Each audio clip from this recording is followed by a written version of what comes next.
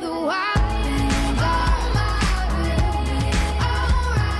This is Michelle, and I have such a topic for today. So I want to talk about as much stuff as possible. So relax, get your tea. It's gonna be a wild, crazy ride. Foremost, happy Black History Month. If you haven't noticed already, I'm black, I'm blickety black, I'm black, okay. You know what? I went overboard with that. I have no regrets with that though. But anyways, happy Black History Month.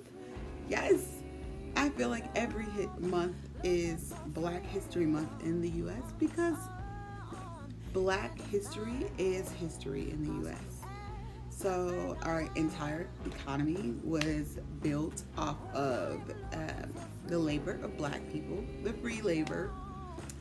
If you're not aware of this country's history, let me just give you a brief rundown.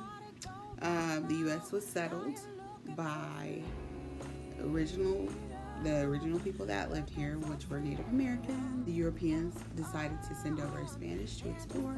They decided that they didn't want to pay people to work the land. They wanted to run this land off of indentured servitude. They went to Africa. They brought over slaves. They indentured these slaves. Once the slaves were finally set free, they didn't want them to have the same rights to this economy as them. Never paid these people back to set them off into society. And here we are today. So Black History Month is a time where we reflect on the contributions of Black people in the U.S. as a country. But in my life, Black history is my history. It is the U.S. history. It is a shady past. And honey, if anybody's gonna discuss shade today, it's gonna be me. It's gonna be, just go ahead and be stereotypical, an angry Black woman. I'm just gonna throw out some reasons why I'm angry. Okay. Mike Brown, Trayvon Martin, Sandra Bland, Emmett Till, slavery, reparations.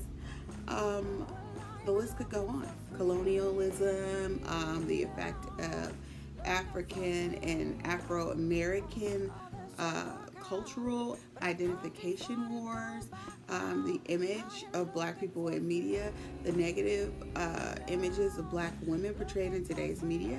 There are quite a bit of reasons why I can definitely slide into that angry Black woman trope.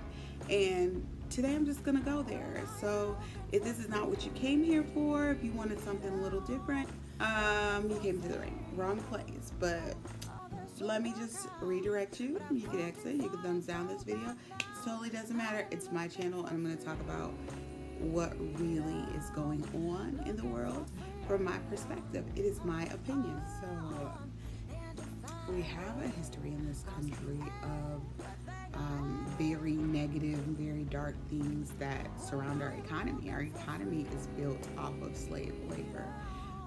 This country was taken from the Native Americans, but yet you have people who are angry and upset and don't think that Native Americans should be entitled to the reparations they've received or any of the benefits that they get. Like, you have people who say they are Americans that have a problem with that, and they also have a problem with the idea of Black people actually speaking out about slavery, and they forget that it hasn't been over very long. Slavery ended in the 1800s.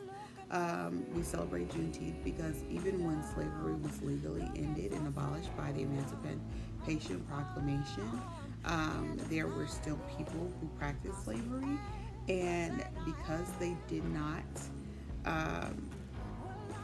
those slave owners were not willing to release those slaves, they went on being slaves, and that's why we currently celebrate Juneteenth, which is actually around sometime in June, which is around the time where the last slaves were officially freed.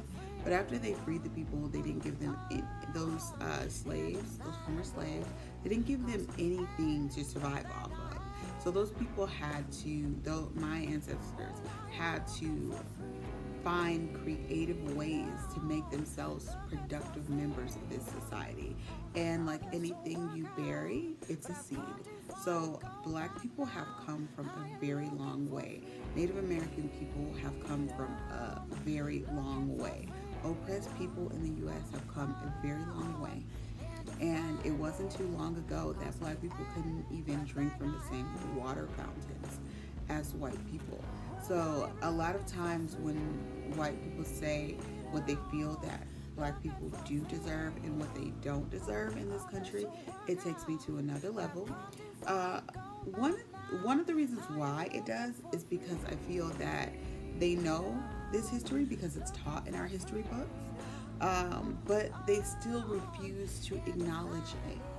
And in any other topic, any other conversation, if you refuse to acknowledge fact, you're considered an idiot, or you're just blindly believing something. Like a lot of times with Christianity, with faith, with beliefs about God, it's like, hey, you're not believing the facts. But these very same people don't believe that the history in their books and their textbooks is real. Then also you have times where Black people have built up other societies and they have been looked down on, white people, and they have been bombed and massacred in great numbers. The Tulsa race riots, Black Wall Street, the destruction of that's just an example of the evil things that historically white people have done. And then they cite things like Black on Black crime. Black on Black crime is a myth, okay, people? Statistics show that crimes are normally committed by people that look like the people they are perpetuated on. Because you live in a neighborhood, a lot of times it's ghettoized by culture. And what I mean by ghettoized, I'm not talking about what people today refer to as ghetto. I'm talking about the true definition of ghetto, which just means a cluster of the same kind of ethnic group or culture in one area. So white people are ghettoized, Black people, all people are ghettoized because people tend to live near people that look like them. And that's just kind of the way it is. People tend to live near people that look like them. So people are normally killed by people that look like them.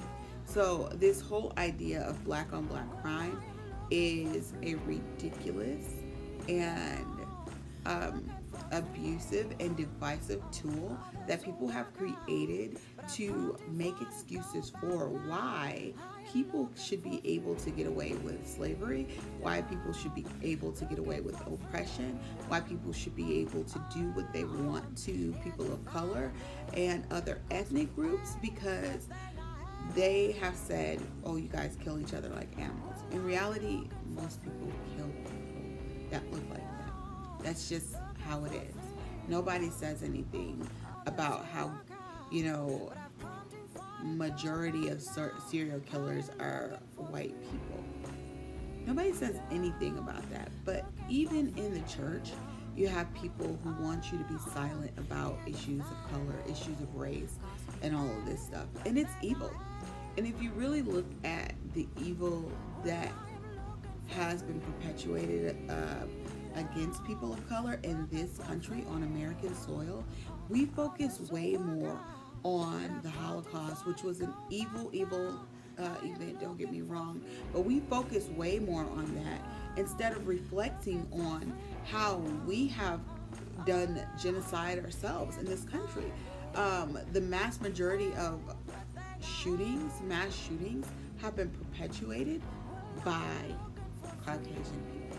But the statistics that they give you to make you believe that Black people are somehow more violent are very misleading. So, am I a stereotypically angry Black woman? When you think about the idea, the trope of a angry Black woman, people think that you can only be one way, and when you're something different than that way, because the mass majority of beauty, the mass majority of people that are praised, even in our media, there's this positive light put on Caucasian people because they are the dominant culture in this society. And then there's this negative light shown on being black and what being black is really like. Even when people decide to act black, they do things that are just stereotypical that I personally from experience, a lot of that stuff I don't know anything about. I don't know anything about going in the public in pajamas with a bonnet on. I don't do that. But they take one small thing in our culture and they magnify that and define us by these things. So am I angry about that? Heck yes. Am I angry that people who claim that they love Jesus Christ like to sweep these kind of things under the rug? Yes, I am. I'm very angry by that, and I should be. So am I a stereotypical black woman? I guess so. And I think that it's been seen for so long as a bad thing, like, oh, you're just another angry black woman. But I have reason to be angry, and I am not going to ignore years of oppression for any people group, even if it were just black people. If I see anybody oppressed, my heart immediately goes out to them, as it should. As someone who claims to be a Christ follower, someone who claims, oh, I just love you, Abba Father, like I just love you so much, but you don't care about these people. Jesus specifically said that if you don't love the brethren, whether that's the white brethren, the black brethren, the Hispanic, Latino, Asian, European, if you don't love your brethren, then you're not of him. So I think when we take this idea of what being angry looks like, we identify anger with sin, which is not true, because the Bible says you can be angry but sin not. So, nor let the sun go down on your wrath. So, am I bitter with white people in general? No. Am I upset and frustrated because we live in a culture that would rather shame you for your feelings of regret or remorse when you look at the past? Yes, I'm very frustrated. And also every person, every people group gets angry. But anger in black women is used to keep us in our place and let us know that you can only be so angry about so much. And I know I'll lose friends for this. I know I'll lose followers. I don't care. Like, I honestly do not care. This is where I am in my life right now. I have forgiven.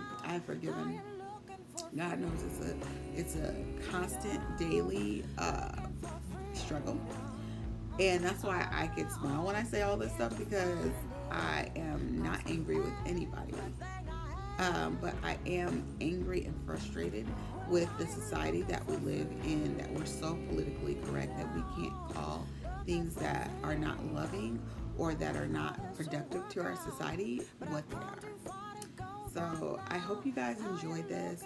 I will do more content, definitely political content, definitely more Black history stuff, but beyond Black history, because I think Black people are always going to be a part of our history in the U.S. As an American citizen, I will do more content on the U.S. But thank you guys for watching. If you made it all the way to the end, you're the real G.